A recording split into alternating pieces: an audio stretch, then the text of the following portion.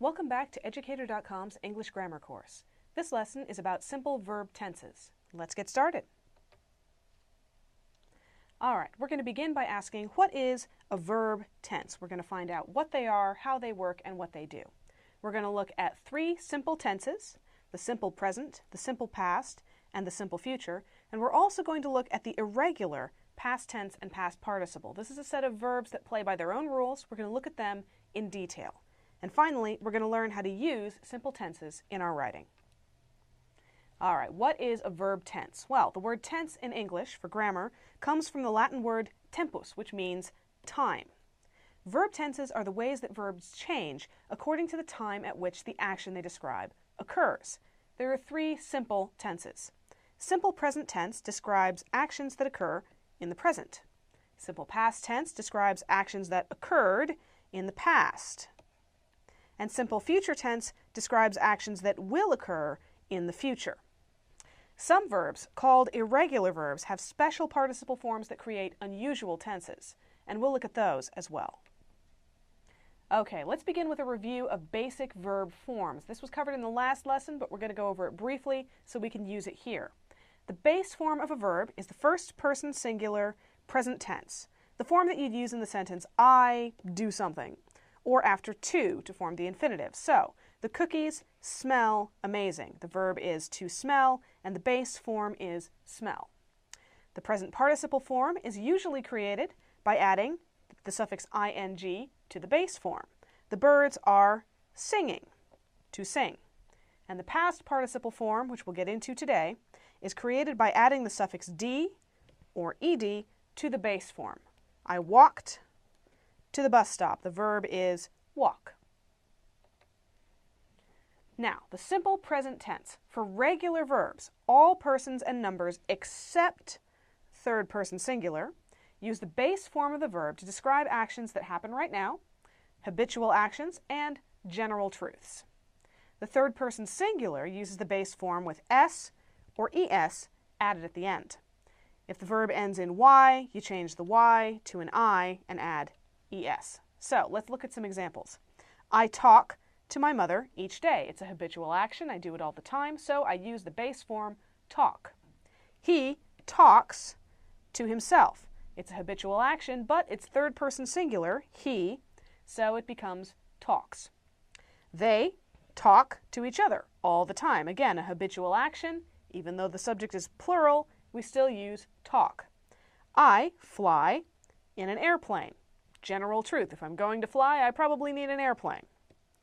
And a chicken flies poorly. Another general truth. We take that y, turn it into an I, add es for the third person singular, chicken.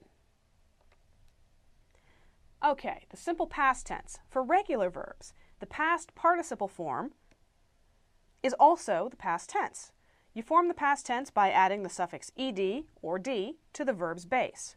If the verb ends in e, you just add d. If the verb ends in y, change y to I once again and add ed. The teacher insisted that I do my homework. The base verb is insist. We added ed and we get the past tense insisted. The mouse surprised the cat. It ends in e, so we just added d. I cried. The base verb here was cry with a y. The y became an I and we got cried. While I watched the sad movie.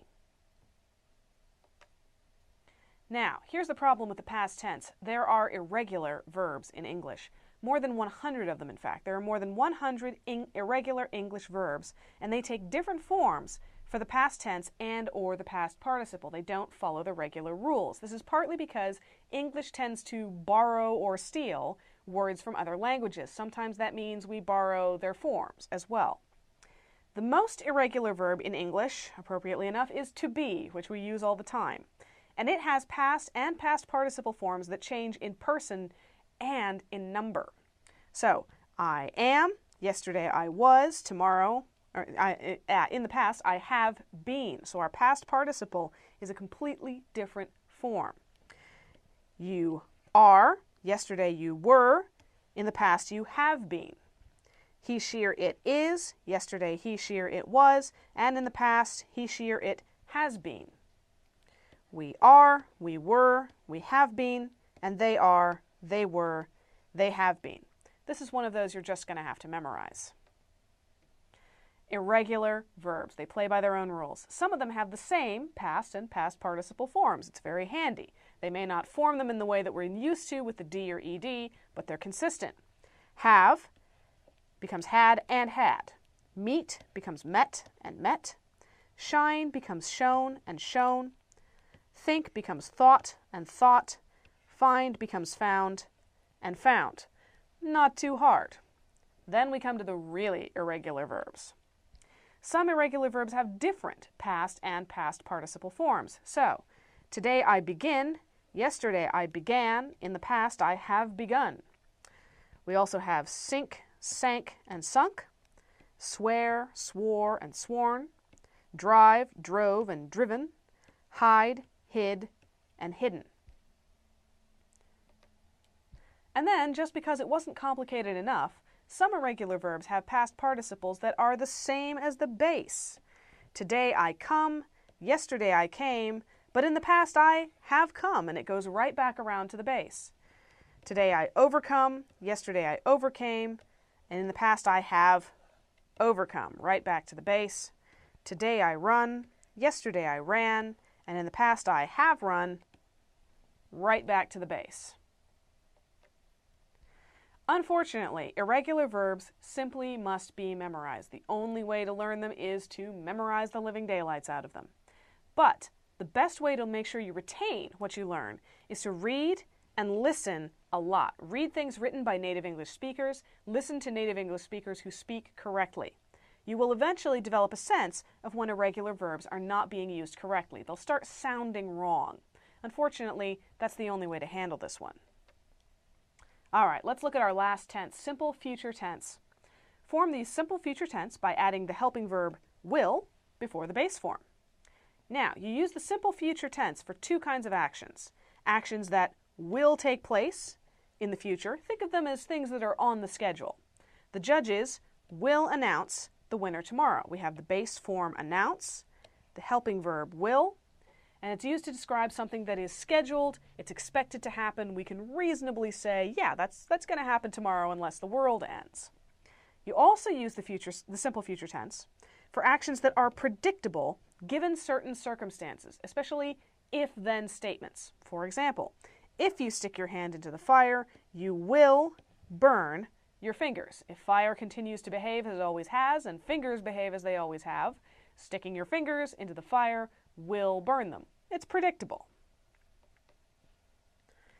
So, here's how to use simple tenses. You use the simple present tense for habitual actions, actions you do all the time, actions that are happening right now as you speak, and for facts and general truths. My cat meets me at the door each evening. It's the cat's habit, happens all the time, so we use the simple present tense. I think I see my brother over there. That's happening right now. I'm thinking and I'm seeing right now, so we use the simple present tense. And the blue whale is the largest animal on Earth. It's a general fact, so we use the simple present tense. Now, you use the simple past tense for actions that occurred in the past. Yesterday, I met a friend for lunch. The concert lasted for 3 hours before it ended. This is a statement you could only make after the concert is over, so you use the past tense lasted and ended. And finally, once I was a very poor student. That implies that you're not anymore, so you need the past tense to say I was a poor student. You use the simple future tense for actions that will occur in the future, they're on the schedule, or actions that can be predicted given certain circumstances. The sun will rise tomorrow. I wrote it down on my calendar, so it's going to happen. And if you drink spoiled milk, you will become ill. That's pretty predictable if spoiled milk is actually spoiled. All right. See if you can figure out which tense to use in each of these examples. Next Wednesday, I, some form of give, a presentation in class. On a clear night, the stars, some form of shine, brightly. 2 hours ago, I, some form of begin, reading a new book. Last weekend, I, some form of run, a marathon. And he always, some form of enjoy, cooking for guests. Take a good look, pause the video if you need to. And here we have it. Next Wednesday, I will give a presentation in class. Your clue here was next Wednesday. We're describing a scheduled event in the future, so we use the simple future tense. On a clear night, the stars shine brightly. This is a general fact, so we use the simple present. 2 hours ago, I began reading a new book. Our clue here was 2 hours ago, so we use the simple past. Last weekend, I ran a marathon. Our clue was last weekend. And he always enjoys cooking for guests. Our clue here was always. This is a habitual action, so we use the simple present tense. One last round. See if you can figure out which tense of the verb to use in each of these sentences. If you lie down with dogs, you some form of rise, up with fleas. Every morning she some form of make herself a cup of coffee. In 1066, William the Conqueror, some form of invade Britain. And William Shakespeare, some form of be, a 16th century playwright and actor. And finally, next summer I, some form of travel, to Japan. Take a good look. And there you have it. If you lie down with dogs, you will rise up with fleas. If was our clue here. We're using a conditional statement. We're talking about something that can be predicted. If you lie down with a bunch of dogs that have fleas, you're probably going to get bitten. Every morning she makes herself a cup of coffee. Your clue here was every morning. That makes this a habit, so we use the simple present tense for a habitual action. In 1066, William the Conqueror invaded Britain. Our clue here was in 1066. That's definitely in the past, so we use the past tense. William Shakespeare was a 16th century playwright and actor. Your clue here was 16th century. He lived a long time ago. He's dead now. So whatever he is currently, it's not a playwright and actor. And next summer, I will travel to Japan. Your clue here was next summer. We're describing a scheduled future event, so we use the simple future tense. That's all for this lesson. Thank you for watching Educator.com.